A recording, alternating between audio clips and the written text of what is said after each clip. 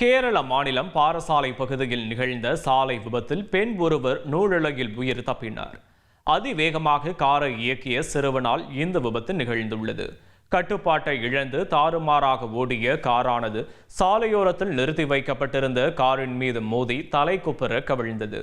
விபத்தை ஏற்படுத்திய சிறுவன் தப்பியோடிய நிலையில் பதற வைக்கும் விபத்தின் சிசிடிவி காட்சிகள் வெளியாகியுள்ளது.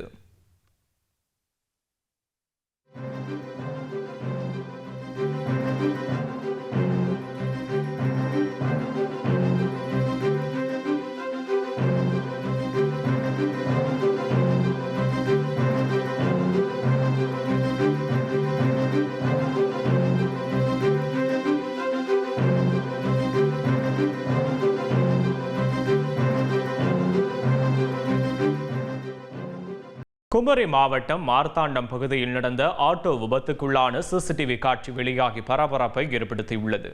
மார்த்தாண்டம் சிராயன்குடி பகுதியில் ஆட்டோ ஓட்டுநர் ஒருவர் பயணி ஒருவரை ஆட்டோவில் வைத்துக் கொண்டு திடீரென ஆட்டோவை திருப்ப முயன்றுள்ளார். அப்போது பின்னால் அதிவேகமாக வந்து கொண்டிருந்த சரக்கு வாகனம் பயணிகள் ஆட்டோ மீது மோதி விபத்தை ஏற்படுத்தியது. இந்த விபத்தில் ஆட்டோ ஓட்டுநர் பயணி இருவருக்குமே பலத்த காயம் ஏற்பட்டு சிகிச்சைக்காக மருத்துவமனையில் அனுமதிக்கப்பட்டனர். தற்போது விபத்து நடந்தபோது பதிவான சிசிடிவி காட்சி வெளியாகி அதிர்ச்சியை ஏற்படுத்தியுள்ளது.